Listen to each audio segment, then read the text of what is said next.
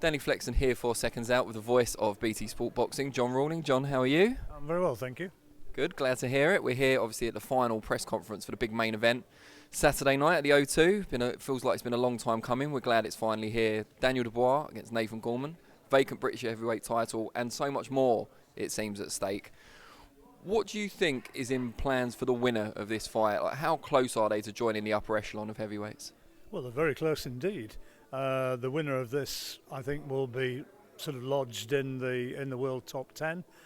A fight potentially against one of the big names becomes a very real possibility, and obviously one of the options out there may well be against the winner of Joe Joyce and Bryant Jennings, who are on the same bill, and I think that would also be a possibility. But they're moving towards the big time, and it's a fascinating fight, Danny. I mean, it really is.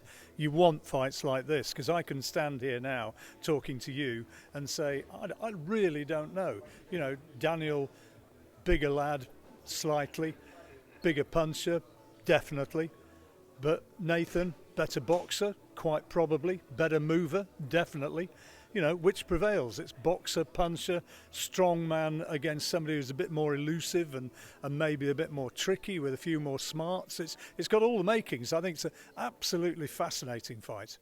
I agree. A lot of people have compared it to the clash between Frank Warren, I nearly said, George Groves and James DeGale, which Frank Warren promoted early in their careers. Do you see those similarities? And that obviously played out as more of a chess match. It seems hard for this fight to be a chess match, given Dubois' style specifically. This ain't going to be a chess match. No way, no way. This is not a chess match, you know, and you don't get too many heavyweight chess matches anyway, do you? I think the comparison is a good one, because both those guys went on after that to have very, very successful careers without facing each other again. And I think that this could very well turn out to be similar, because, as Frank Warren has said, quite rightly, a defeat for either guy at this stage of their career. Remember, Daniel's 21, Nathan 23. At this stage, they can definitely come again.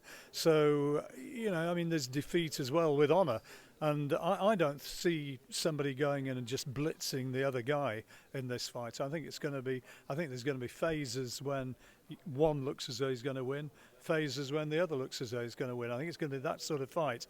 And I personally don't believe that it's going to be a quick blowout. How much of a factor, if any, do you believe Nathan having Ricky Hatton in the corner is, given he's experienced these level of fights and further in the past? Yeah, big one. Big time. I think the fact he's worked with Ricky, and Ricky knows all about the pressure involved, and as you say, you know, sort of coping with the big occasion. I think that is a big factor. That's not to be detrimental to Martin Bowers in Daniel Dubois' corner, not at all.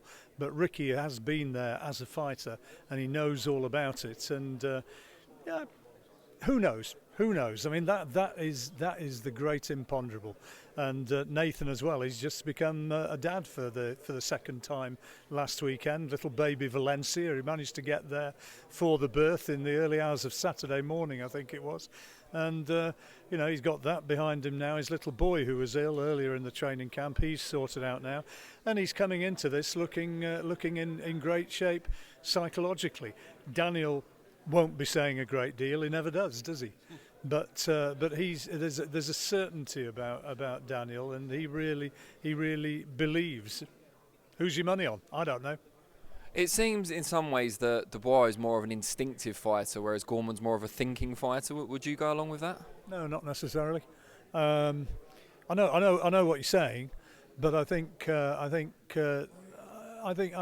Nathan has got more in his armoury than perhaps he's sometimes shown. I think he's a sharper puncher than he's given credit for.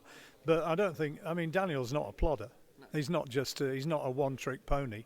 And I think that when he gets under pressure, which he will be put under pressure.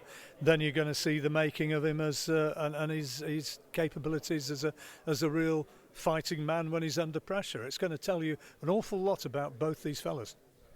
Do you get more kind of excited, apprehensive around these really massive nights compared to the smaller shows, or is it all the same to you now at this stage? You've been doing it for such a long time, of course. Don't rub it in. Yeah, I've been doing this such a long time. a year or two, isn't it? I just love a fight where you come up to it and you don't know. And I don't care if that's in front of 500 people at York Hall or 10,000 people at the O2 Arena. It really doesn't matter. I like to see the fight where you really aren't sure how it's going to pan out, and this is one of them. Brilliant. Well, John, we hope for the same as you, for a great fight on Saturday night, and we look forward to listening to your commentary. I will be burbling away. I'll be doing it. Cheers.